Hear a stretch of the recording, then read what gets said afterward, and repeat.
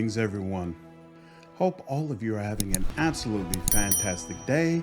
We're back again with more Pathfinder content. Let's jump right back into the playthrough. We just finished recruiting Areelu and going to Molten Scar. Hopefully, somebody is going to tell us how to advance the Demon Mythic Path. I want to go into the Citadel.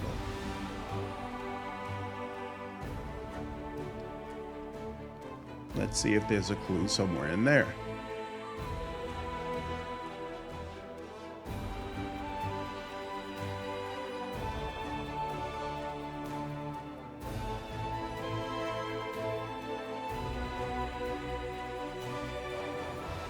Come on. Commander, Anevia greets you with a slight nod. I've got some information that might be of personal interest to you. It's up to you what you do with it. Personal interest, what do you mean? I mean that we're not talking about a military or political matter here, but rather a matter of the heart. Tell me. Soldiers have been gathering in the graveyard to play cards. We usually turn a blind eye to such things. Though it's against regulations, we let them enjoy themselves as long as they don't cause too much trouble. And that's usually the case. But recently, my people have noticed sale among them, and the gambling seems to be having an unhealthy effect on them. As you know, I usually keep my nose out of other people's private affairs. With all these spies and cultists, I have too much on my plate as it is. But I know you're close to him, so maybe you should do something about it. This isn't an official report, just a tip-off from a friend. Thank you for the information. You're welcome. A fresh bruise swells on the huntress's cheekbone. Wenduag releases a furious hiss reminiscent of a nest of fighting vipers. I am so sick and tired of it. I can't tell what irritates me more, the stupidity of the Uplanders' way of life or the arrogance with which they call anything else savagery. Perception 25. Take a closer look at Wenduag. And it failed. Oh, because I rolled a 1. Great. It seems that your presence is the only thing stopping Wenduag from pouncing on the first person she sees and tearing them to pieces. What happened? Avoiding eye contact with you, Wenduag's growl quiets slightly. It was nothing. I just had a run-in with a bunch of morons who have crap for brains. Remember I told you that Uplanders sometimes need a good beating to teach them respect? Well, I had to knock some sense into one of them. Tell me everything. This crooked tiefling approached me. He was fawning over me and smiling, and he bought me some good wine, and he kept saying that he'd be thrilled if I just took a look at his weapons. He said he was a craftsman and that'd be really flattered if a fighter of my quality appraised his work. So I did, and he kept pushing. Take a look at this blade, try out this bow, the scumbag. So I chose a dagger for myself, a good one, with a blackened blade and a skinner. I really liked it. I picked it up, praised the work of that horn-headed scum, told him he was a decent craftsman, and that I was impressed, and off I went. But then he pounced on me, grabbed me my arm. You must understand, Master, that I couldn't let that go unpunished. So I knocked his teeth out with the handle of that very same dagger. And he started yelling that I stole from him, and a crowd gathered, and everyone was giving me dirty looks like they were all so superior. As if I was some savage who crawled out of her hole just to bother these squeaky clean scumbags. What do they know? In Nethholm, every craftsman sees it as an honor if a hunter chooses his weapon. And these Uplanders. Ugh. Wenduag's eyes are ablaze, and she lets out a hiss, baring her teeth. But bewilderment still seeps into her voice. Do you really care what they think of you? With a frown, Wenduag replies in a dull voice. A hunter must be respected.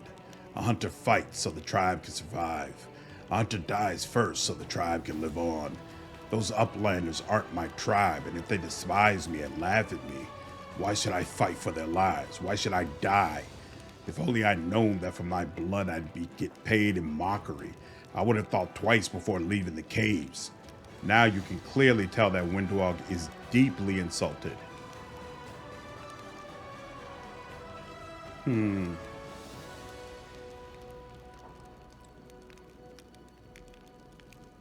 world is full of idiots. Sometimes I feel like knocking a couple of teeth out too.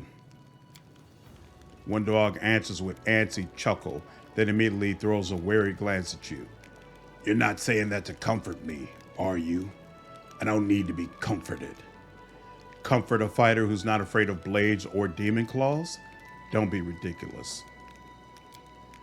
Her expression clearing, Wenduag nods and regains her usual ease. I knew you would understand. It's not like I give a damn what they say. Why would I? Stupid uplanders. Ha!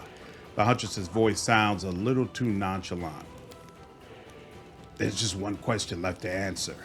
What should I do with this dagger now? An elegant weapon with a blackened blade appears in Wenduag's hands. You took it after the fight?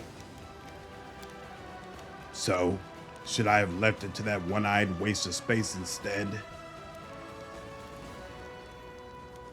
You can keep it. Wenduag nods, satisfied, and answers in a purring voice. Thank you. I'll consider it a gift from you.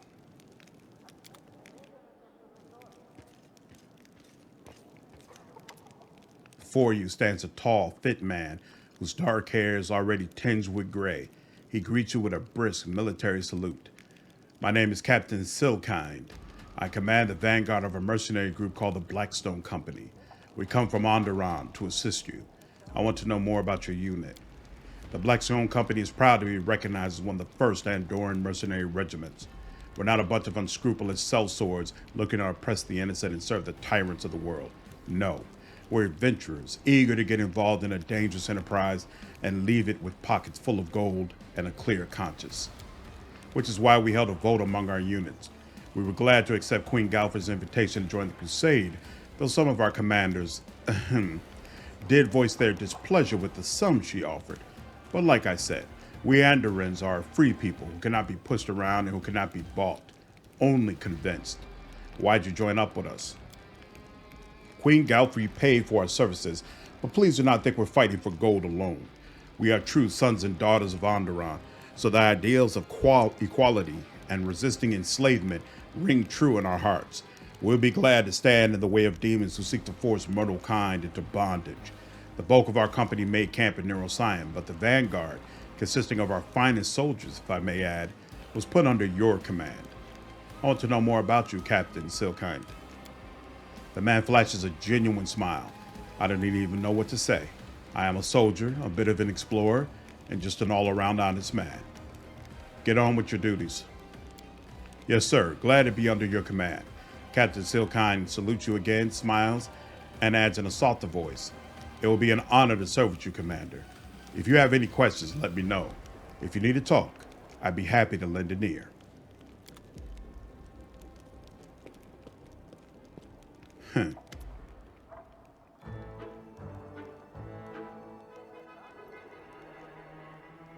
The overwhelming fragrance of roses hits you as soon as you enter the headquarters. Roses occupy every inch of available space, fresh and sweet-smelling, as if they had just come into bloom. The scene is capped off by Daeran, who stands in the center of this rosarium with a single red rose in his hand and an expression of utter innocence on his face. Ah, Asmodeus IV, it's so good you dropped by. As you can see, I've been working on a little something, and I'm afraid some of your advisors are less than happy about it. Sure, if by a little something, you mean an entire shipment of freshly cut roses teleported here from some southern country. Erebeth shifts from foot to foot, glaring at the flowers pressing in from all sides. You could have outfitted an entire unit with the money you spent on this. Fortunately, they were my own personal funds, so I spent them as I saw fit. This gloomy citadel needed an injection of beauty. Daeran brings his crimson rose to his face and inhales its scent, his eyes never leaving yours. That's none of my business, of course, but I've known you a long time, Daeran Arende. This whole thing looks like another scandalous stunt concocted to rile up the Crusaders. If you want to pay court to the commander, don't do it in our headquarters. I, for one, have no problem being courted in our headquarters. A tragic misunderstanding has occurred. Daeran pauses while continuing to cast delighted glances at you over his rose. The thing is, I had no intention whatsoever of courting the commander in a romantic sense of this word. It never even crossed my mind. I do not know what led you to such a farcical conclusion. Daeran holds the rose with the utmost delicacy, waving it gently from side to side.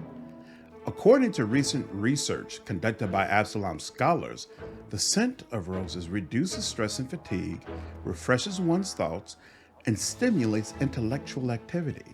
So I only had the good of the Crusade in mind when I placed the flowers here.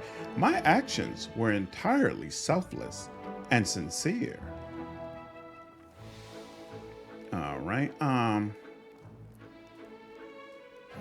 Pluck a petal from the rose in Daeran's hands. I can't wait to learn more about the unique properties of roses. I shall be happy to share my knowledge someday under more amenable circumstances. He bows. I do believe my work here is done. Till next time, Asmodeus IV.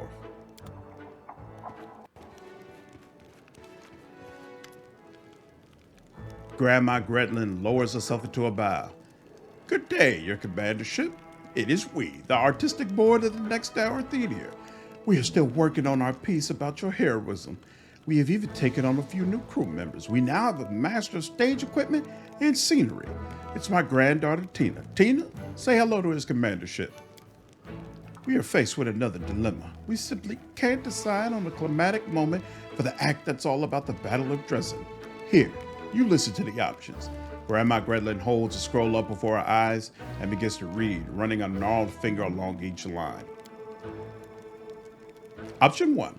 The commander, so that's you, launches himself out of a catapult and smashes down the fortress wall, allowing the armies to rush inside. Option 2, the commander, so that's you again, masquerades as a succubus and creeps into Dresden in disguise, and then opens the gate to the Crusaders. Option 3, the commander, so that's you again, rides to the attack on an enormous mountain goat, carrying a battering ram and breaking down the city gates. Well, what say you? I like the version with the enormous goat and the battering ram. But where are you going to get a goat that size? We're still working on that part, your commandership. It's hard to get a goat in the middle of the Worldwound, especially an enormous one. But we'll think of something. Don't you worry. Grandma Gretlin and her entourage move away, but their voices project so well that you can easily hear the rest of the conversation. Do you think the commander will mind if we add the goat and the catapult to the show? The bit with the battering ram will make for much better drama. Did you forget that the role of the commander is being played by a Cyclops? How are we going to launch Lampkin out of a catapult? Where are we going to find a catapult that won't just break under his weight? Calm yourself, Tina. It's just a minor snag. You can't achieve success without a few difficulties along the way. We'll think of something. You'll see. God dog it. That's not good. I don't know how to start my demon path. Not good.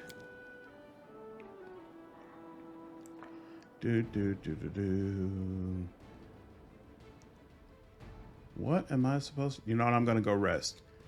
Maybe another day just needs to pass. Maybe it's about time for the Demon Mythic Path and not necessarily about how many quests you've done. Boom, boom, boom.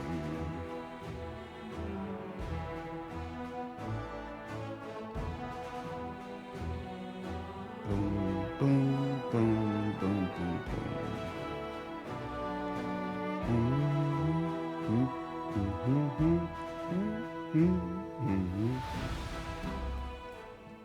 I'm trying to think. Yeah, you know what? I'm going to let myself rest longer than I usually would. See if that makes any difference as well. Because the quicker we can start the Mythic Path, the quicker we can make sure there's nothing in the Crusader system that's needed for it. That's my real concern. Once you've gotten the quest to go to the quest that goes to the hut where you know you're going to get your 4th mythic point, that's when you know you've done everything. So that's when I feel confident, okay, I don't have to worry about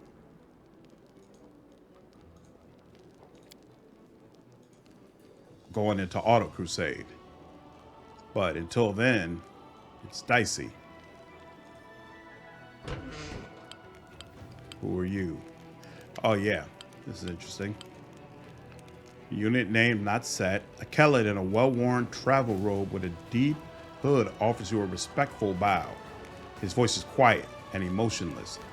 Greetings, Commander.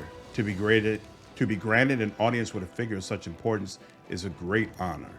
Your victories have impressed and inspired me, which is why I wish to do my part in the Crusader struggle. Who are you? The visitor's quiet words sound like the rustling of pages, dry and impersonal. My name is Velg, and I am a Kelid. My lineage dates back to the Sarkorian clans, and bonds of kinship have always been sacred to my family. When the Worldwound opened, my ancestors fled Sarkoris, but they did not forget their homeland.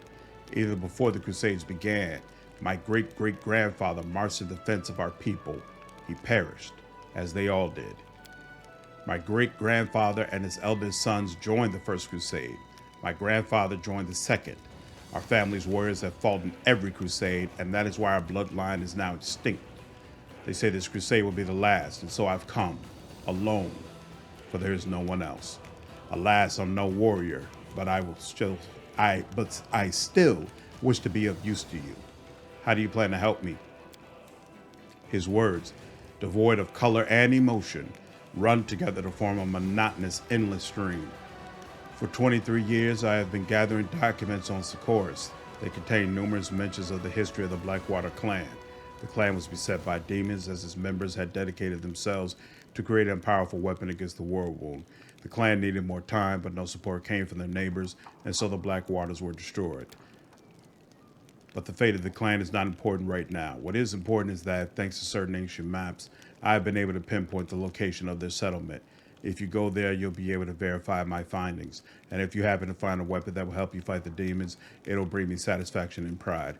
My life will have purpose. What kind of a weapon was the Blackwater clan working on? My thoughts on this matter are pure speculation. Perhaps it was a blade that could cut down even a demon lord, or an artifact that could call upon endless hosts of spirits, or a circlet that could reverse the flow of time or erase the planar invaders from reality. The Blackwater clan operate in secrecy to protect their works from spies, unfortunately an ever-present concern, and to avoid drawing the demon's attention before the time was right. You have an odd way of speaking. His pale, expressionless face twisted to a poor approximation of an apologetic smile. I am a scholar. I know how to speak through manuscripts and prefer to express my thoughts using my quill instead of my tongue. Social interaction is not my area of expertise, so I ask your understanding when it comes to my rather rudimentary communication skills. Thank you. I'll put this information to good use. He bows deeply. It pleases me to be of use to you.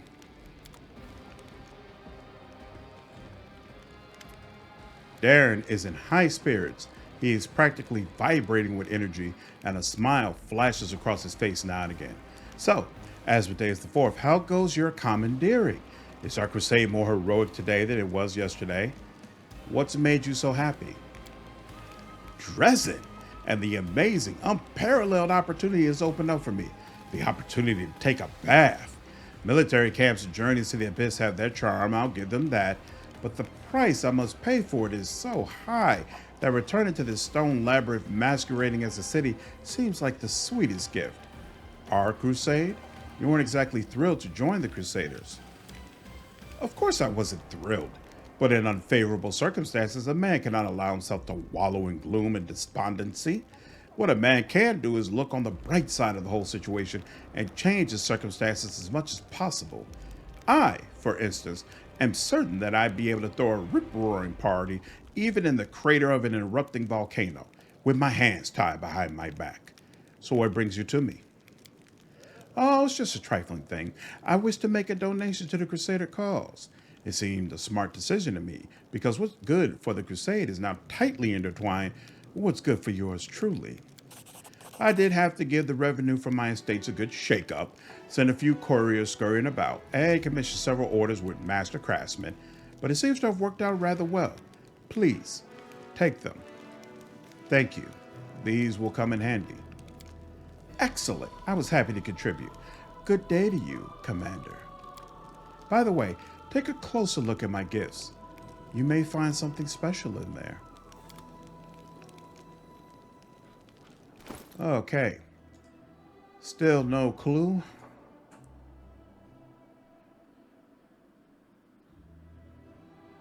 One of the critical wounds. Ooh, a couple of...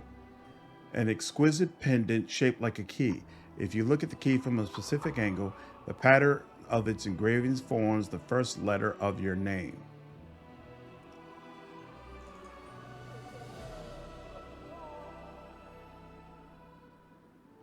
I've never understood what I'm supposed to do with this, to be honest with you.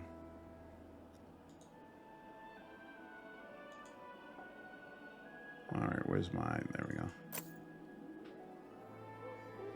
Oh, speaking of which, oh crap. You know what? I think I accidentally sold Radiance because I don't see it around here.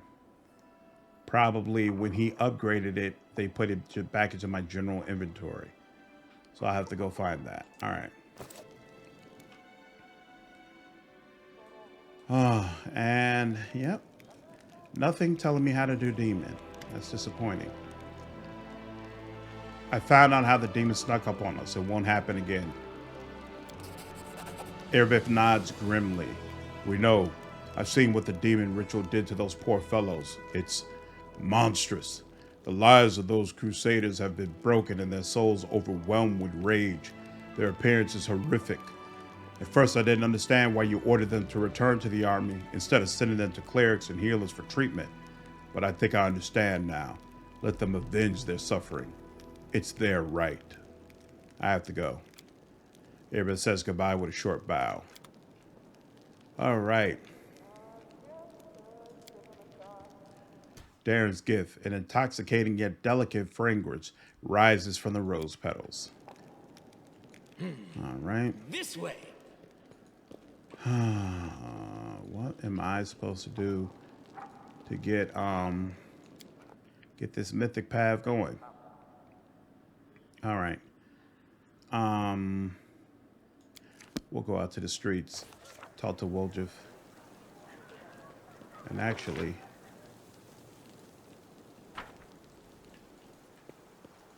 so that's Soseo quest. That's the one that has been broken the entire beta.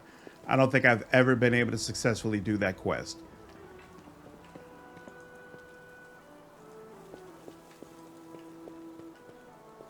Nothing. Okay. Wherever my legs carry me. Soseo's drawing a fortress on a hill with solid walls, looming towers, and knights bearing banners marching through the gates. You don't realize at first that you have seen this place before. The cleric's gift has rendered the lost chapel almost unrecognizable. Good afternoon, Commander. How can I help you? I've heard that you've been rather busy playing cards at night. Cards? Me? Soseo looks away in embarrassment. Who could possibly think? I've only visited the games once or twice to get a sense of what our soldiers do when they're off duty. You think I'm addicted to gambling? Nothing of the sort. Don't worry, I'm absolutely fine. Thank you for talking to me. My pleasure. Boom. Fine. All right, need to talk to Woljif. Need to talk to Rushale. Need to get Radiance back. Forwards! No, backwards. Backwards! No, backwards. Here we go.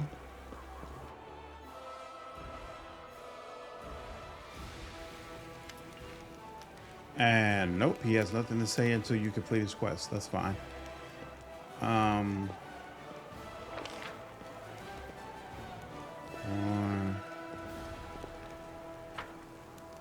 First, let me make sure she has nothing to say.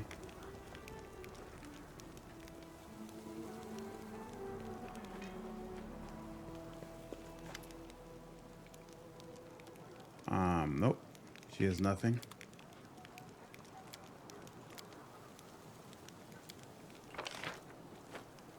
So we'll take it to Arushale.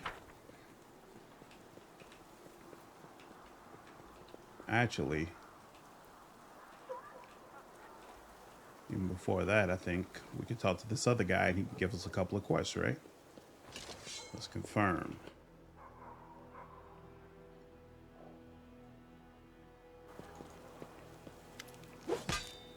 Seilkind bows respectfully and says amiably, I was hoping you would honor me with a visit. I know you're extremely busy, but I've been eager to meet the person who managed to restore Golarion control over a part of Sarkorian lands for the first time in decades. This is incredibly symbolic. Remind me who you are again? I know he is, but I think that triggers other things. Tell me about your mercenary company. The Blackstone Company is proud to be recognized as one of the finest Andorran mercenary regiments. We're not a bunch of unscrupulous sellswords looking to oppress the innocent and serve the tyrants of the world. No, we're adventurers eager to get involved in a dangerous enterprise and leave it with pockets full of gold and a clear conscience. Which is why we held a vote. Okay, you already told us that. You must have stories to tell. Let's put it this way. If I father any children, I'll have something to tell them. I wasn't even 20 when I joined the Blackstone Company. I've seen my share of scuffles, but my goal in every conflict remains the same, to defend the common folk. Not all sellswords treat civilians well, you know, but my soldiers have never disgraced themselves with dishonorable conduct. Once, I even joined an expedition that reached the crown of the world. I swear, I've never neglected such crucial strategic necessities as supplying the troops with warm undergarments after that. Despite not always agreeing with my superiors in the company, I earned my reputation as a competent officer. I always relied on thought-out logistics, exercised caution, and strictly followed tactical doctrine. You look like a soldier to the core.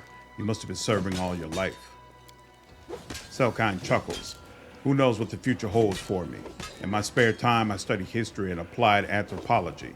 I'm just an amateur, of course, but sometimes I think I could be a decent lecturer, almost as good as I am an adventurer. Why, I might even find a way to combine the two callings. I was completely smitten when I discovered Sarkorian culture. They were such an interesting people, just freedom-loving, tenacious. Sure, their traditions were not entirely flawless, but nevertheless, their demise was a great loss for all of Avestan. I have some questions about your fascination with Sarkoris. I understand that few people are interested in this subject. Even other anthropologists unjustly neglect it, but I intend to shed light on this chapter of history. If anything remains of Sarkoris, I will find it, no matter how small its shards may be. What fascinates you so much about Sarkoris? A sparkle of passion gleams in Seilkind's eyes. They were an amazing people. We're used to treating Sarkoris like a barbaric northern land inhabited by brutish and primitive people who condemn magic and dance to the shaman's tune. But this is our snobbery speaking. In fact, life in Sarkoris was much more nuanced and sophisticated. Behind the false front we erected, there was hiding a nation of skilled craftsmen, wise stargazers, enlightened priests, and clear-thinking chieftains. They were anything but bloodthirsty and brutish. They managed to create a nation without shackling themselves with the bonds of monarchy or thrusting power into the hands of wealthy magnates. They were cultured, spiritual, curious, and they despised injustice. Sure, they had their flaws, but are there many nations in the world where power genuinely belongs to the people? Over the last few years, I've seen acts of horror even in Onderon, not to mention in other countries. In Sarkoris, power was given to those who earned their authority. I feel that if it weren't for the Worldwound disaster, they would have given Avestan and the entirety of Golarion a distinct vision of the future where everyone was free and equal. The fall of Sarkoris is a tragedy, and therefore we must expend every effort to collect the pieces of that picture. How do you plan to look for the remnants of Sarkorian culture? I am sending scout patrols to places where, if my assumptions are correct, there may still be Sarkorian refugees hiding in plain sight. I don't believe a whole country can perish without a trace. Among the locations I'm interested in are Pelor's Fall, the mining town of Zazfel to the west of here, the city of Onderon, Bloodwood Settlement, and many others. The captain's expression grows stern. Of course, some of the company commanders think I divert too many resources to such expeditions, but I couldn't care less. If there are any survivors, we will save them. Have you ever heard of a village called Wintersun? Actually, that's why I'm here. As soon as I learned you had discovered a settlement where the survivors of Sarkorian still lived, I volunteered to take command of the company vanguard. It's a fantastic, priceless anthropological discovery, and I hope the devastated lands of former Sarkoris still have little nooks like Wintersun. I have no more questions. Feel free to return with more if they appear. What can you tell me about Sarkorian culture? With pleasure. I studied their traditions, their customs, and their rulers. I know what they loved, and I know what they feared. Did they really persecute mystic practitioners in Sarkoris? It would be historically inaccurate to deny it or to excuse these acts. Yes, Sarkorian society was not perfect. They reacted to mystical power with fear and prejudice, but this particular conflict was deeply rooted in politics. In many countries, mystic practitioners hold vast power due to their special abilities. It's these people who often become oppressors, tyrants, and despots. Yes, the treatment of mystics in Sarkoris was cruel and unjust, but the people united in struggle against a minority that often encroached upon their interests in a very hostile manner. I'm repulsed by the idea of throwing innocent people into prisons, but I'm not naive. Those political realities can't simply be dismissed or ignored. They need to be understood and addressed, because these desperate actions also have a certain logic at their core. Tell me what you find the most exciting about Sarkorian history. Have you ever heard of God Callers? Oh, they are an amazing and fascinating cultural phenomenon. The Sarkorians were a highly spiritual people that revered not only the deities we know, but also a plethora of lesser entities, tribe gods, clan gods, settlement gods, and sometimes even patrons of individual families. God Callers could contact these beings and become their, how shall I translate it, companions. They formed a very strong bond. In a way, gods were their spiritual siblings. Well, you can imagine just how different their society was from ours. Union with the divine was a more regular occurrence, and the higher powers intervened in the affairs of mortals more often. Who ruled Sarkoris? That's an interesting question. Many people compare Sarkoris to modern kingdoms, since they did have chieftains endowed with absolute power. Still, the nation did not have a single leader. The Council of Chiefs made the decisions together. In some places, the post of chieftain was hereditary, but as far as I know, not everywhere. Besides, their politics were influenced by God Callers and priests, who relayed the wishes and expectations of higher powers to common folk, so chieftains could not ignore them. I would compare Sarkoris to modern Andorran rather than Mendev. It was a true nation, a people firmly aware of their unity and shared purpose. You've satisfied my curiosity. Thank you for the pleasure of this conversation. Let me know if you need help with your search. Actually, I could use some help. A group of my scouts has gone missing. Presumably, they got lost. They're competent and reliable soldiers that I trained personally. Their orders were to carefully and stealthily retreat if they discovered anything dangerous. If you find my men, please give them directions to Dresden. I'd be extremely grateful. Please let me mark the area they were headed to on your map. I have to go. The captain nods politely. I see. Duty calls.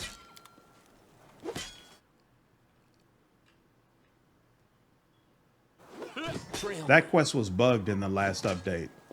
When you get there, you can't actually face whatever it is that was assaulting the soldiers, but we shall see if it works properly now. The girl's ruby eyes stare watchfully as passers-by who don't notice her even at arm's length. She turns to you, her face a mixture of contemplation, sadness, and admiration. They're amazing, aren't they?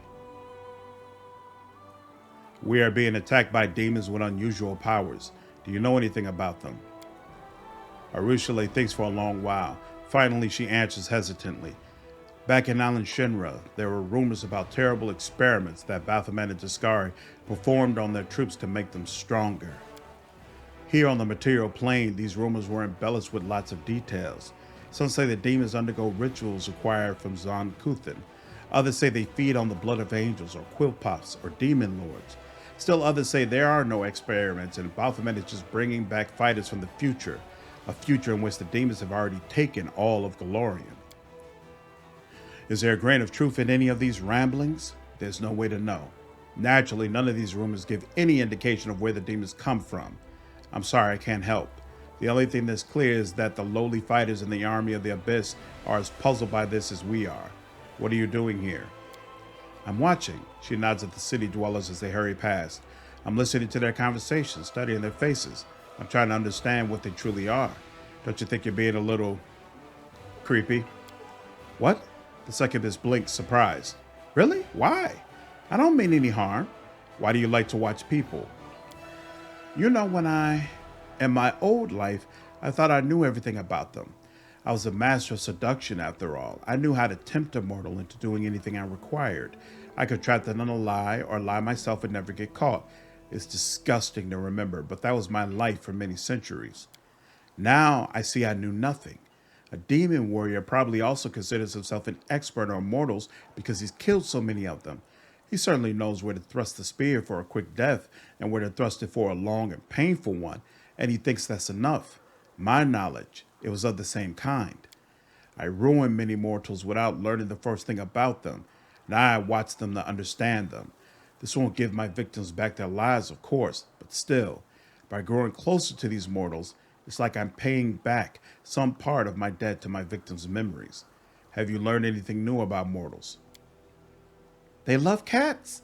Areelu speaks in a very serious manner, as if sharing an important scientific discovery with you, but then a moment later she smiles to get the joke away. Seriously, have your observations of humans led to anything? I wouldn't want to draw any rash conclusions. I've only been watching them for a short while, but I think I've understood one thing. The succubi have a saying, mortals always lie. If a mortal isn't talking, it means she's busy lying to herself. But now I see that it's true. You mortals aren't liars, you're dreamers. Each of you creates a huge daydream for yourself and everyone you share your life with. It isn't exactly a lie, but because a daydream is your truth. I see. Let me ask you another question. Of course, but forgive me if I don't have any answers. Tell me about yourself. I'm afraid you won't like what I'm going to tell you. Where did succubi come from? Did you have a childhood? No. Well, yes, but in brief, the abyss is nothing like the mortal world.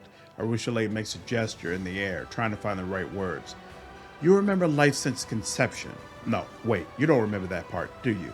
But certainly you know everything since birth. We do not. Normally, when a human dies, the Lady of Graves decides which plane they go to.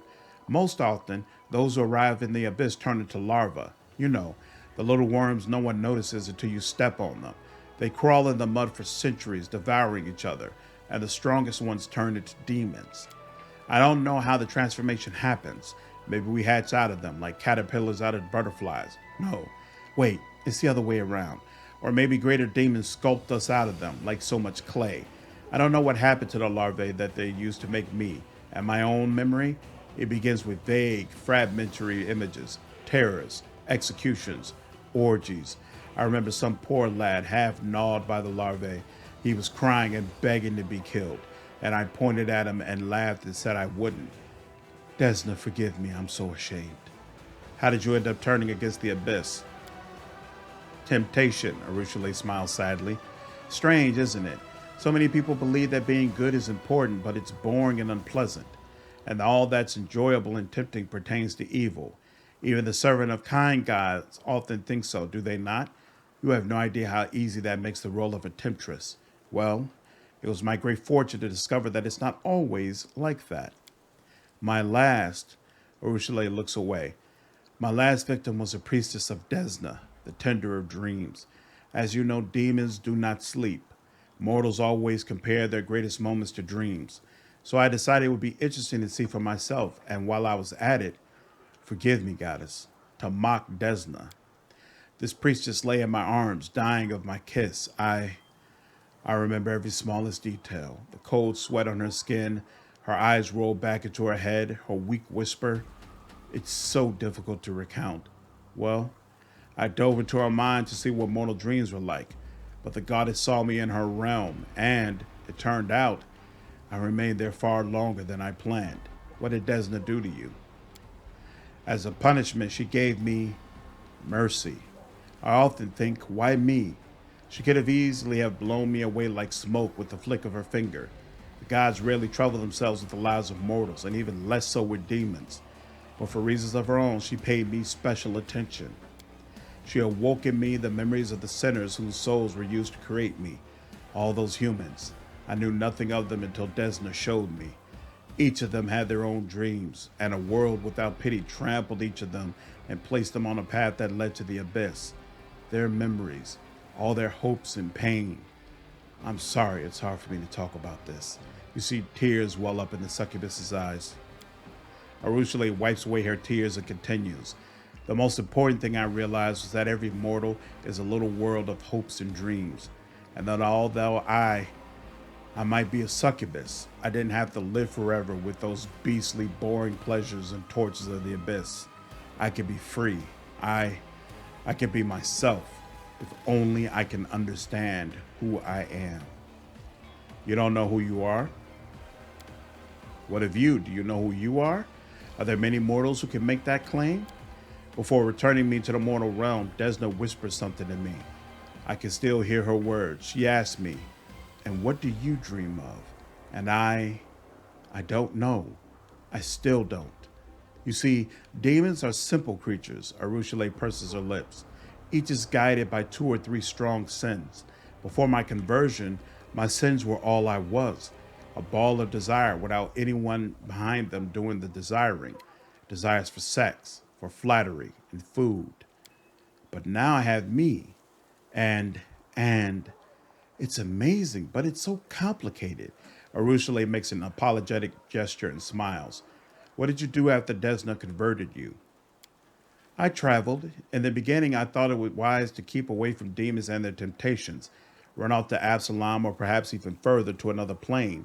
But then I realized that I didn't deserve freedom yet. The abyss was still in me. It called to me, tempting me, seducing me. If I ran away, I would soon return to my old habits. Arushale forces the word from her mouth. That is why I came here, to join the war, to remember who my enemy is, to defeat the demons, not just for the mortal world, but for myself as well. Because if I don't kill my past, it will always be reaching for me. I'm a wonderful liar. I'm no longer proud of it, but it's still true. The demons never suspected my treason until the very end. I lived as a spy and regularly reported back to the priest of Desna whatever I learned. Naturally, I concealed my identity from them as well. I would never have been caught, but when I learned that Deskari was planning an attack on Canabras, there was no time for caution. I risked everything to warn you, and paid with my freedom. You know, with my help, you can return and inflict terrible vengeance on all the demons who put you through that. Evil. Return to the abyss? Why? I don't even want to look at it. So do you worship Desna now? The goddess did a lot for me, more than I ever deserved. Asking anything more of her would be impudent. I'm grateful to her, but I try not to trouble her with my prayers. Thank you for your answers. I hope they didn't upset you too much, at least not as much as they upset me. Tell me about life in the abyss. I can't tell you about all of the abyss. I've only seen a small part. If you like, I could tell you about the Midnight Isles and Alan Shinra. Tell me about the Midnight Isles. In the ocean of Ishiar, not far from the mouth of the river Styx, there's a chain of islands. This is the realm of Nocticula, the queen of the succubi. There is no sun there, only a moonlit night alternating with a moonless one. Each of the islands is one of Nocticula's trophies, the remains of a powerful entity that perished at her hands. As you see, you cannot take a step in the abyss without treading on corpses. Tell me about Alan Shinra. The Porphyry City is Nocticula's capital. There's no city like it in the mortal world. Absalom is a village in comparison. Millions, I don't exaggerate, millions of demons and mortals live there. Some come voluntarily, not only from Golarion, but from other places as well. Nocticula keeps an open boundary and enjoys having many guests, merchants, and travelers in the city. Some arrive in chains. The slave trade is the most thriving business in the city. From afar, the city may seem a merry place. Many of its dwellers do enjoy themselves until it's their turn to become someone else's toy. It's a city of suffering, Asmodeus IV, of cheerful, festive torments that everyone in the city inflicts on those around them. What are some places of interest in Alan Shinra? The heart of the business quarter is the flesh markets, where the slave trade takes place. I grew up there in the mansion of Lady Valexia. Her house is always full of guests doing their best to entertain her. Those whose performance is not to her liking risk remaining at her house forever. The main attraction of the succubi city is, of course, the brothels, the 10,000 delights. I need not tell you what they offer. If you could imagine it, someone is selling it. The harem of ardent dreams is also there, which serves as a sort of city hall.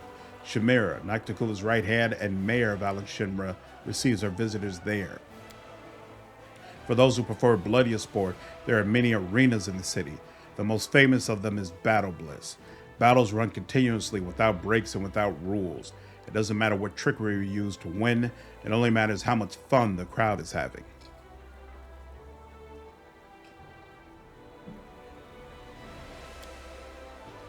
And above it all towers the House of Silken Shadows, Nocticula's palace. Hundreds, thousands of towers and domes adorned with jewels. There are legends of what happens inside. Many have striven to experience the delights of the Succubi Queen's palace, forgetting that it was built for her pleasure, not theirs. What can you tell me about Nocticula? She's called the Lady in Shadow. They say that she was the first succubus. She's far from the most powerful of the demon lords, but this hasn't kept her from being the ruin of many creatures significantly more powerful than herself, even building her kingdom upon their bones. They say that, like Lamashtu, she strives to turn herself from a demon lord into a true goddess. She enjoys killing, but her favorite tools are seduction and deception. She only stoops to crude violence when there are no other games to play, and even then she backstabs from the shadows. Her favorite weapon is a crossbow, though a silk garrote would probably suit her better. If you should ever meet her, do not believe a word she says, and do not fall for her provocations. Do not try to beat her at her own game, and most importantly, remember, the worst mistake anyone can make is to underestimate her. Thanks for the information. I'll be happy if it helps. What do you think of the powers I gave you? It's a great temptation. I don't know if I should be trusted with such power. I certainly wouldn't trust myself with it. When you have so much power, it's easy to decide you're a god and the mortals are your toys. Perhaps I should wait until after we defeat the forces of the abyss. But that's precisely what these powers are for. The girl thinks for a moment and speaks softly. You take a great risk. I'm not sure I can handle the temptation. It's hard enough as it is. May I ask you a personal question? The kind of question a mortal might ask a succubus. You want to talk about sex? Areelu looks you in the eye. Ask me anything. I'll not keep secrets from you. But don't expect to hear anything lighthearted or pleasant. What is sex between demons like? Everything demons do is a sort of cannibalism. Each devours mortals and other demons in their own way. Some enjoy literally tearing off pieces of flesh with their teeth. Others like to subdue and turn their prey into slaves and living tools. Some feed on others' humiliation. It comes in different forms, but the essence is always the same. Another being is an object to be used for your own pleasure. Demon sex doesn't differ from any other type of violence. In my former life, it was something I did to others, or others did to me. Only one person ever received pleasure, not the other. Do you still feel desire? Areelu keeps a long silence as she searches for the right words. You see, on the one hand, my succubus nature remains with me. I feel the desire I feel is the one from my old life. When I look at any mortal, I immediately imagine how she looks away. But that feeling, that desire, it's not what mortals feel.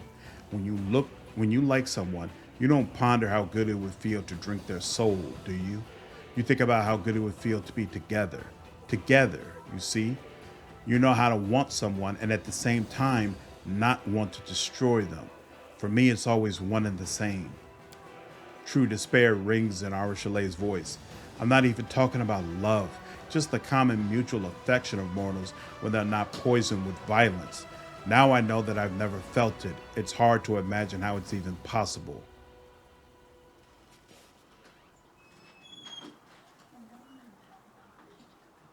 Yeah.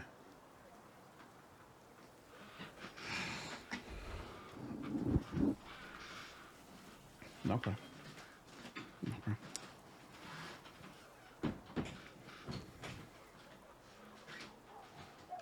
Love is a wonderful feeling.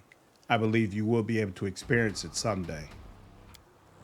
I hope so. It's just that the girl puts her hand on her chest. I don't deserve it. Who would dare love a predator from the abyss who, by her very nature, is unable to return those feelings? Gently touch Areelu's fingers. I believe in you. I can help you if you'll let me. Your fingers briefly touch the succubus's heated skin, and she anxiously jerks her hand back. Her eyes shine with fear, hope, and something new, fragile and tender. Something that makes her look surprisingly like an embarrassed mortal girl. I will. The kiss of a succubus is deadly, isn't it? Not just the kiss, any caress of any kind sucks the life from mortals, and there's nothing I can do about it. Arushale touches her lips ever so slightly. For mortals, tenderness is tenderness, and violence is violence. But I don't know what it's like to kiss and not inflict pain. I just hope my observations of mortals will help me understand. Young lovers, old spouses, even what mortals condemn as promiscuity, to me it all looks like something amazingly human. Wait, you mean you don't just watch people during the day out in the street? Well, I never touch anyone. I never harm anyone. I just watch and listen. Is that bad? Chaotic. No, it's not bad. Just don't get caught. I can promise you that. The succubus smiles. You know, a drop of vital energy is a small price to pay for your kiss. Don't joke like that. For me, it's not a joke at all. I'm not kidding. I can easily spare a bit of vital essence for the sake of a kiss. Arushale's cheeks blush faintly. Her lips open a little and she wets them with the tip of her tongue. Sighing deeply, she answers with apparent effort, I never want to feel such pleasure again. Not with anyone, ever. If I kiss anyone, I want to be sure that the kiss brings us both pleasure, not pain. Arushale's voice grows soft, and you barely hear her words. I should like to kiss someone again, but only as a mortal, not as a demon. Thank you for being so open. Arushale nods without saying a word. I have to go. I will be watching you. Okay. Talk to Woljev. Talk to the new mercenary commander. Talk to Arushale. Still have no idea how to move forward with Demon. So we're going to do one other main quest. And then hopefully when we come back, it'll illuminate things for us. Let me take care of this. We do need a respec, and I want to bring Woljev in, but we'll do that afterwards since I have to do this mission with Greybor anyway, who's already not a usual part of our team. So, what do I want from here? What level am I? I'm level 10. Blind fight, maybe? Oh, wait. No, that's the problem. I do not need more Dragon Disciple. We are through with Dragon Disciple now. We can now go back to Primalist. I get one more. Might as well go there. Actually, no. We're done with that. So we can go here. Spell level 1. I already have Enlarged Person, right? And that's the only thing I need from here. Uncanny Dodge. Excellent.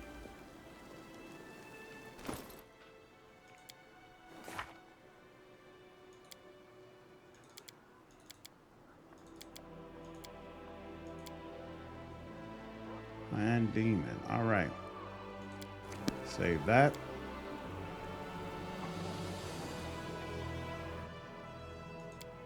Save that.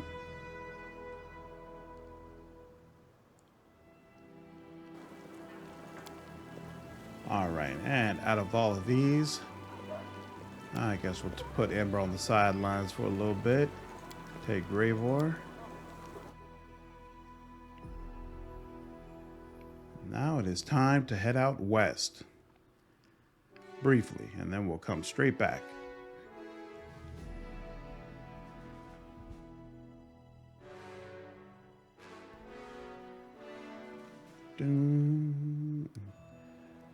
Okay, what's the way out there? Yeah, let's just go. Whoa. What in the hell? Why does he have 3 rounds of corruption? That's super weird.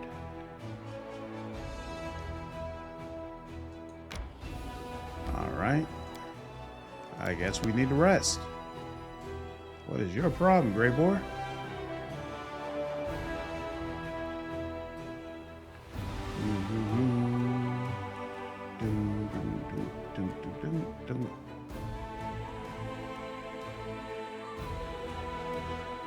Come on.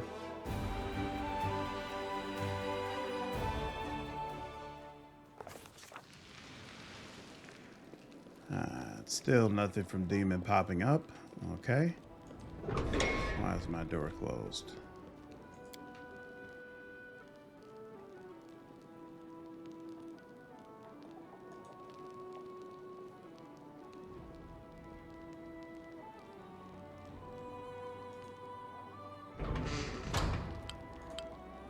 Oh, that's right. I never sold any of these items, but you know what? I'm not worried about it. This way. And I do still have 25,000, right? Yep, I got 30,000 on me. All right, let's try this again, Greybor.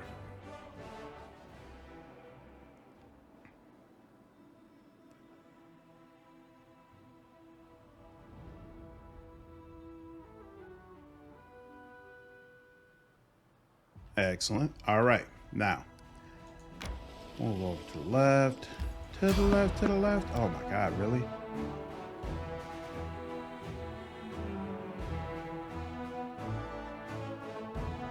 We just got here, y'all. Save the last one for me.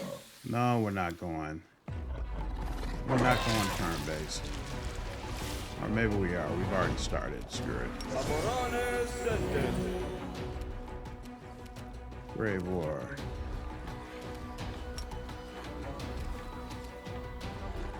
Flipped. Simply business. Cool.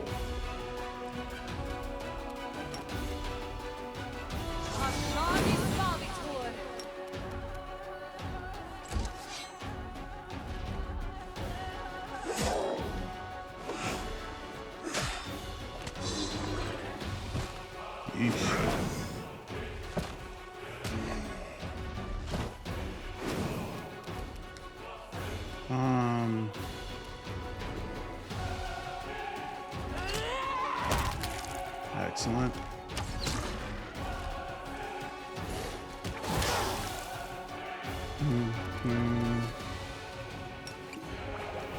Crap. I just realized that's not a that's not a swift action, sir.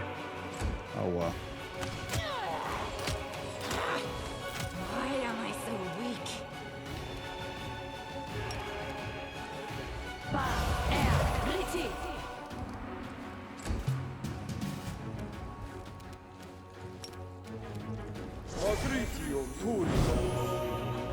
That's all 18. You chose that time to screw it up, huh? Whatever. All right.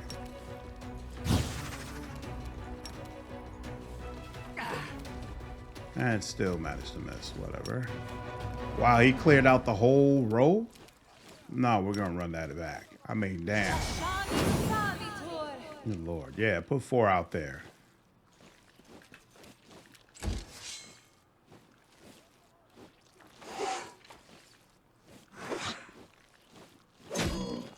I was about to say, are all of y'all gonna hit nothing? Jeez, one hitter quitters. All right.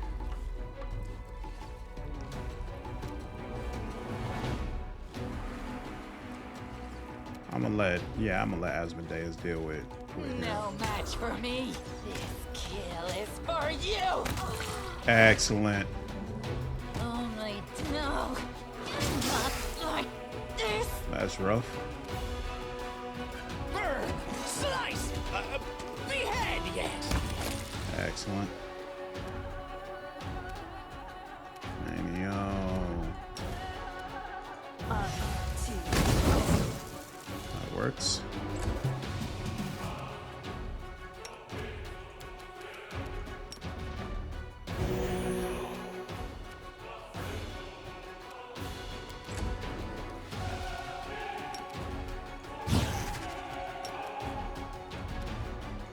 It's your time that you cease to exist. Okay. I'll cut you wide open.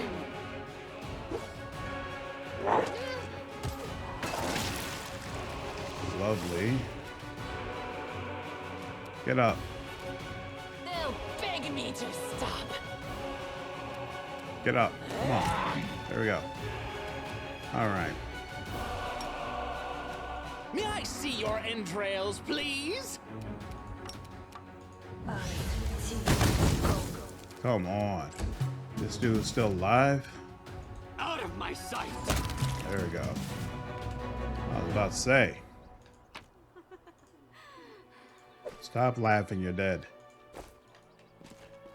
Wherever my legs carry me. Oh, skip the pleasantries.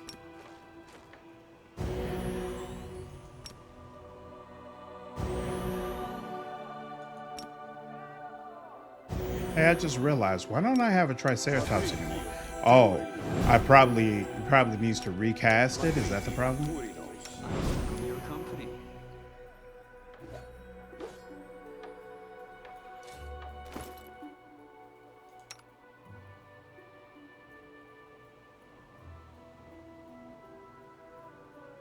What happened to it? Did it have maybe a certain number of charges and now it's gone? I don't remember it saying that anywhere. Huh. Okay. That's fine. We got through Dresden and it served its purpose, huh? It is what it is.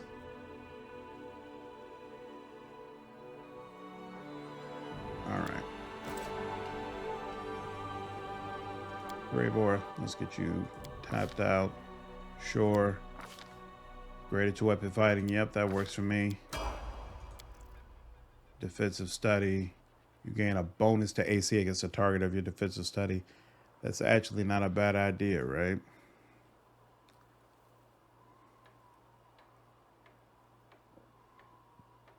But yeah, that makes sense actually. 2 weapon fighting, probably. We could also go power attack, but I'm using single-handed weapons, so it probably doesn't make as much sense. Actually, destructive shockwave. Yeah, we're gonna go that route. And then you. Let's go ever ready. All right, fine.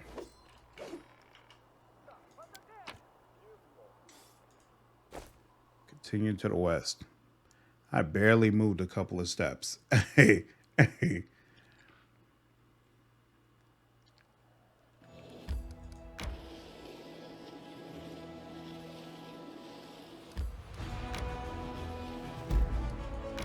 Temple of the Good Hut. We'll come back later.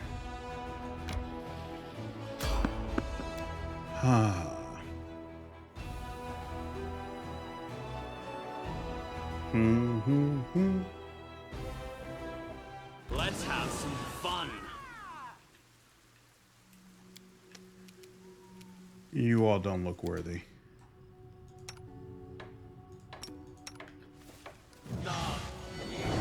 Oh, I say that and then they pull out the crowd control.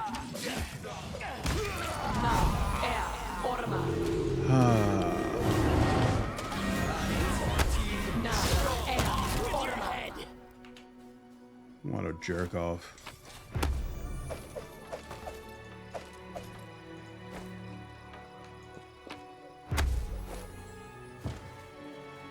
Oh, come on, stop it. Forwards? No, How do I backwards, get out of here? backwards.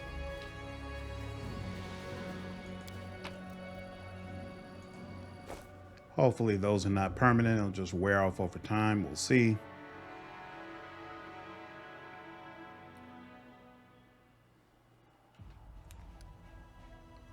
What's this? A small crevice opened in the middle of Dresden. Then a tiny, sickly old man climbed out. Coughing heavily, he introduced himself as the spirit of the Sarkoris land and thanked the Crusaders for their struggle. He wishes to help the Crusade and is offering the commander a choice. You can either open up the metal deposits that sleep beneath the earth, not far from the fortress, or grow lush forest on top of them, where wild game will make its home. Convince the spirit to help with everything he can.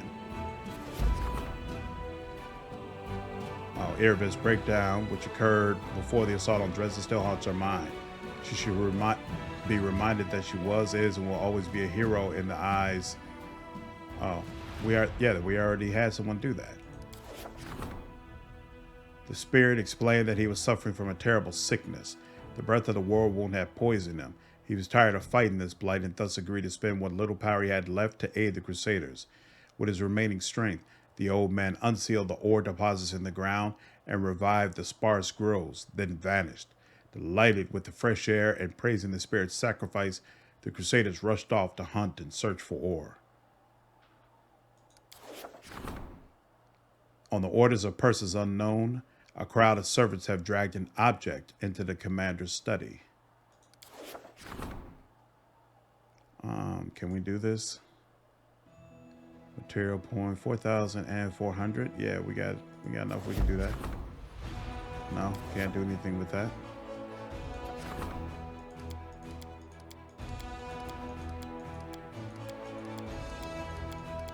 All right, and one person's on the bench.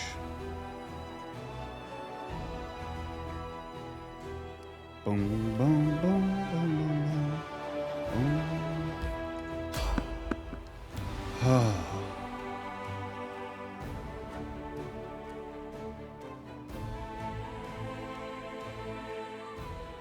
Let's make this quick.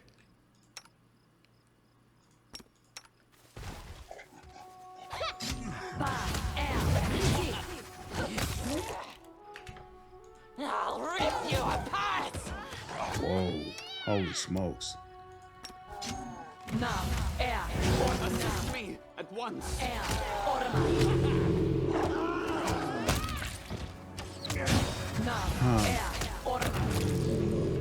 Always those freaking giants.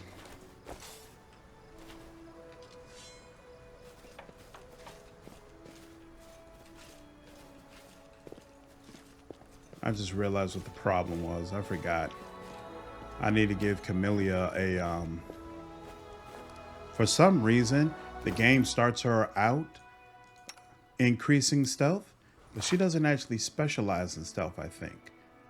Like, I think it doesn't give it to her as a class skill. She probably needs a boost. Rules are made to be broken.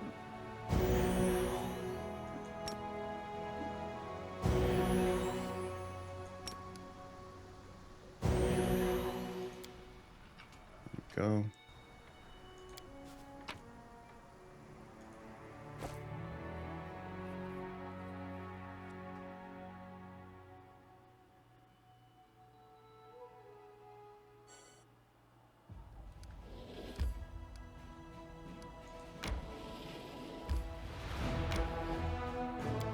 So that someone is on the road. It's probably the Dragon round 2, right? Just in time.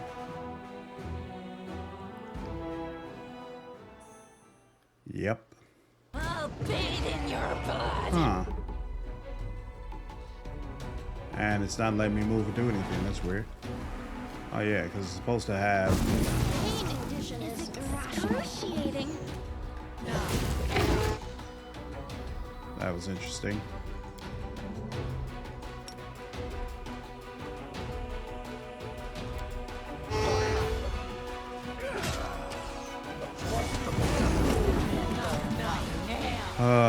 Wenduag. The game is like erroring out. I can't move the camera. There we go. Most of the people are dead, but it might not matter, right? Oh wow, except he died. That's unfortunate. But it might still just have him fly away.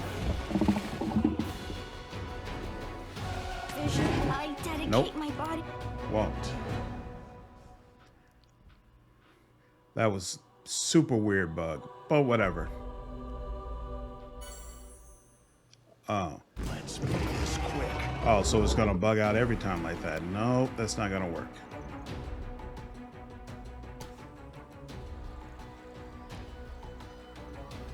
Huh.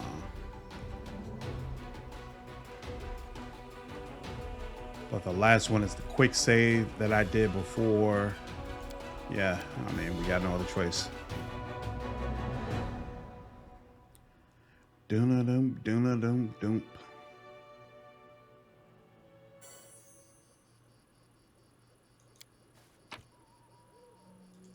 Leave.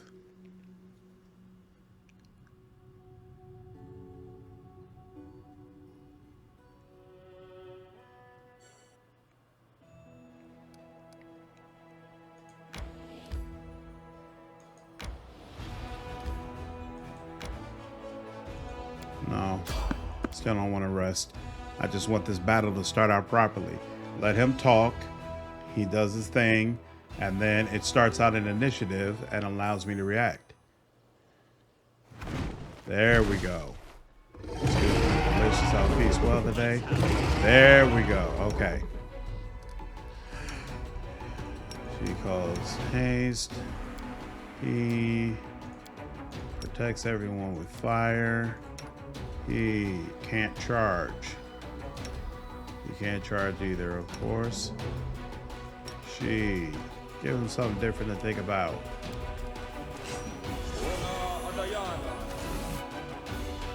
That's one. And give it another.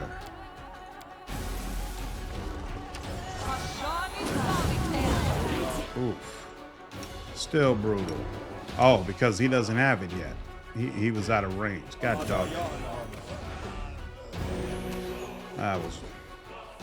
That was unfortunate. Oh well. Next.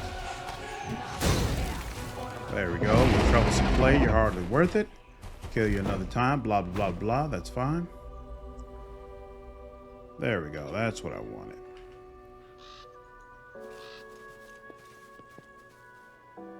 Smile. The world's not ending just yet.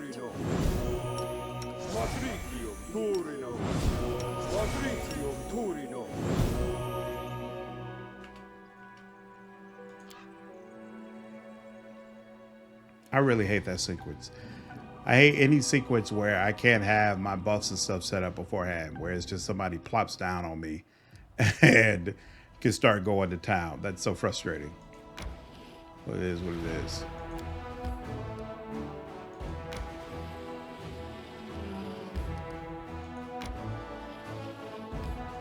All right. Probably best to rest before that. Oh, crap. I forgot I left the one, I left Ember at home, and she's the one who can do divine services. Oh, well. That was a screw up. Huh. No. What was it? U+1? I guess it doesn't matter, actually, now that I think about it. Okay. Let's see how this goes. Does that little bitch Areelu think I don't see her looking at the commander? Ha!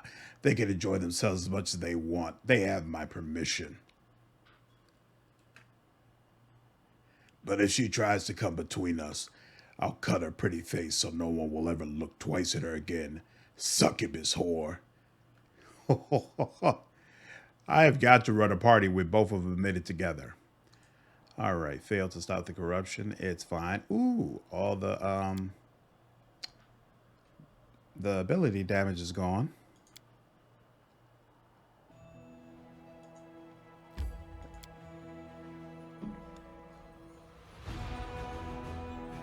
All right, this fight is usually relatively simple. We'll see how it works this time.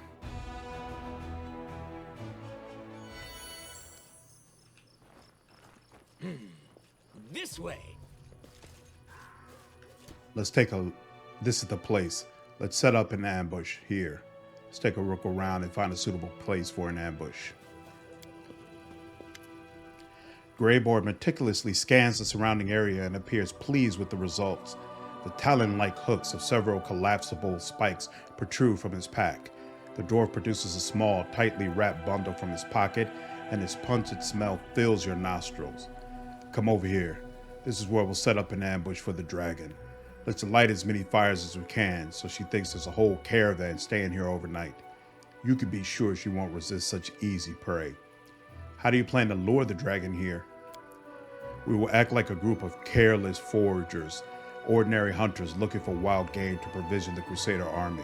Let's go out hunting, and then we'll hang the carcasses up on hooks to clean and gut them. When the dragon catches the scent of blood and sees the fires, she'll think we're inexperienced nobodies. After all, no skilled hunting party would draw so much attention to themselves. Easy prey, you see. Then, when she swoops down upon us, we'll pounce on her instead. What is that stench? It's frog's eye, some herb from Magnamar used as seasoning by the Varisians. I'm not sure they can even eat anything without it. The heat of the fire will cause the smell to rise up in the air, where the wind will carry it far and wide. The dragon will surely catch our scent and take interest. Dragons have a heightened sense of smell, and the sense of taste is even more discerning. The beast won't be able to resist the chance to try some strange new kind of meat. Let's get started. The dwarf nods his approval. He is calm and composed as he readies himself for battle, but his eyes shine with excitement. This is going to be a fine ambush.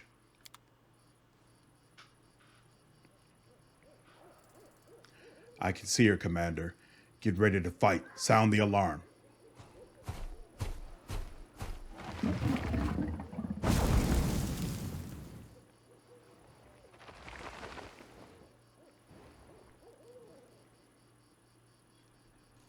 Okay. So as you see, we all have ambush. So we get a +8 circumstance bonus on initiative rolls and on saving throws against fear effects. Very nice. The road But we're going calls to take a me. little further. I'll take the bait. God dog it, I keep forgetting to do those first. I hate the voice of the spirit. Inimosi tradisi. Inimosi tradisi. Inimosi tradisi. Inimosi I'm always open to ideas. Esme, Axel, yes. The pleasant. Ona Adayana. Ona Adayana. Amranda Gratio. Inimosi tradisi. Amranda gratio. Tashani savitur. Magritium turino. Are made to be broken. Ona Adayana. Ona Adayana. Oh, yes, what? Ba er riti. Still, take no Simply chances. business. Now. Let's make this quick. Try to pierce through the scales.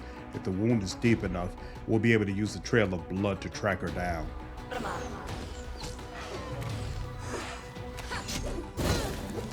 What an intriguing. You will regret this. I will remember you and we will meet again. I promise. All right. Well done. The wound is deep, so she'll lose a lot of blood after her. Devara. Oh, that's her trying to attack us. Okay. After her. Now, it makes it seem like there's a big Wherever rush. my legs There's carry not. me. So we're actually not going to go directly after her. Instead, we're going to cheat. The ground is covered in fresh dragon blood and deep claw marks. The winged silhouette soars high up into the night sky and heads east, doubtless toward her lair. The assassin gives the commander a thumbs up and throws his pack over his shoulder. The ambush was a success. Serious loss of blood, though not fatal, causes the dragon's heart to compensate by contracting more rapidly in order to oxygenate the muscles. This makes it more difficult for her to breathe and weakens her wing capacity. The lack of oxygen then leads to convulsive seizures that force the dragon to descend for short rest. It takes her the entire night to travel the distance she could normally cover in a few hours. All right. Save that. Excellent turn of events. And now we will go back to Dresden.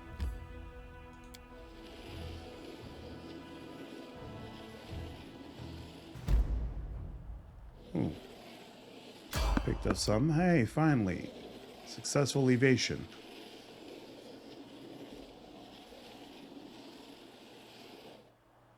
Cancel. Keep going. Someone's on the road. Probably the vendor.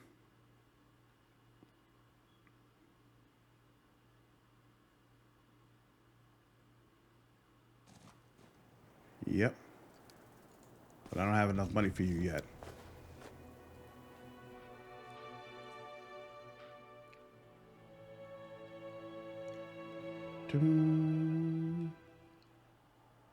Save that. Okay. Come on. Is it the vendor back to back?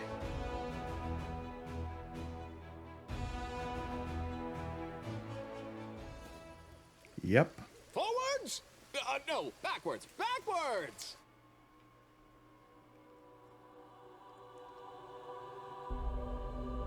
Another thing that hopefully they'll kind of iron the kinks out of before full release.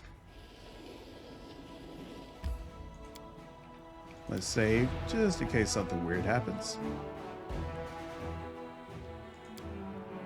Boom, boom, boom, boom, boom. Citadel.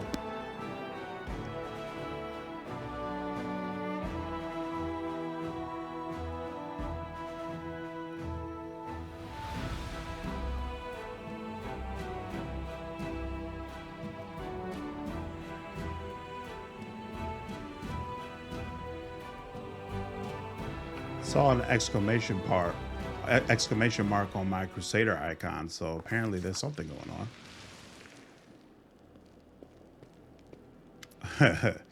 The air is filled with a spicy, heady fragrance, and steam gently rises from the bathtub. Daeran is perched on the lip of the tub, holding on with both hands for balance while lazily swinging one leg. His face is the picture of innocence. Ah, my dear commander, you are just in time. I took the liberty of looking after your well-being and have prepared everything you need for a relaxing bath. Bathing for pleasure is most therapeutic indeed, and is essential for healing rest and sound sleep. What's that sweet smell? Herbs from mountain meadows. I know many professionals prefer to add scented oils, rose petals, or foam to a hot bath, but I choose herbs. They are simply superior in every respect, and they inspire thoughts of freedom. A hot bath. Exactly what I needed. Or, he would just refute me if I did number 4. So yeah, a hot bath, exactly what I needed. Daeran rolls his eyes. You are being too hard on yourself. You don't smell that bad. Not even after days spent traipsing through mud.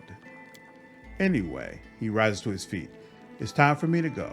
I shall leave you alone with this vessel of bliss. A rather dreadful turn of phrase, I admit. But what else am I to call a hot bath in the middle of this grim stone fortress? Thank you. I will make the most of your gift. Have a nice soak. You deserve it. With a slight bow, Daeran leaves.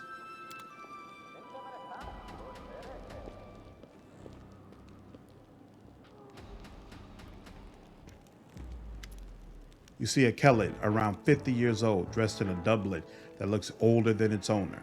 Once it may have been expensive, but now it is worn and patched. A scabbardless sword hangs on his belt, covered in such a thick layer of rust that it looks more like a club. His flushed, swollen face, spongy nose, and the dark circles beneath his eyes suggest that he is a heavy drinker. When he opens his mouth to speak, your suspicion is confirmed by the stench of stale alcohol on his breath. So you're the commander, huh? It's a cozy little place you've got yourself here. All these walls, polished furniture. Solid, commendable. Why, I think I'll give you a medal for this. And who are you? The man groans as he straightens up, affecting a proud, noble bearing insofar as his decrepitude allows. You will be pleased to know that I am Thurbardine Quinstitimus Hierophanto, rightful heir to the throne of Iz and all Sarkoris. Knowledge world check passed. Everyone knows that no king has ever ruled over all Sarkoris, and there is no throne in Iz. How would you know? Have you been to Iz? Have you seen it with your own eyes? You haven't. And if you haven't, maybe there was one. My pops used to tell me about the throne in the palace. It was gold all over, and it was encrusted with all manner of crusty things like diamonds and fire ants, rubies and bubbles. Couldn't take your eyes off of it. That's what kind of a throne it was, and it's all mine by right. Can you prove your claim to the throne? Of course. We aren't just some swindlers. We have all the evidence. Here, look. He takes the rusty sword from his belt and shows you the hilt, which features a nearly worn-off golden crest. The grinning animal it depicts most closely resembles a shabby possum. Here, the royal Smilodon is the ancient symbol of the rulers of Sarkoris. I've also got a wart on my chest in the shape of a crown. Of course I'm the heir to the throne. And for those who don't believe me, well, they can get lost. That's what I say. Let them go to Polymorph's Fall, where all the kings of Sarkoris are buried. There, my entire family tree has been written in stone. Go and read it for yourself. Polymorph's Fall. What's there? Are you deaf or what? You should drink a pine needle infusion. It'll do wonders for your ears and your eyes too, I'm telling you. All the dead Sarkorian kings are in the ground there, in mausoleums, tomb burials, and those, obelisks, that's right. And it's all written there about my ancestors and about me too. Just go look and everything will make sense. By every law of the land, I'm king.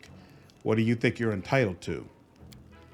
We are simple people. We don't need much. No, that's not what I meant. We aren't simple people, not simple at all. And we need a great deal, a king's palace, a throne, lands. But all that can wait until you take back his and make all the demons leave. As for now, I wouldn't mind having a king's residence here in Dresden, a place to sleep and some hot food. That'd be a start. Requires Trickster Path. I see. Soldiers, throw this imposter out of here. Hey, why? How could you? Some commander you are. And nothing demon related. Okay.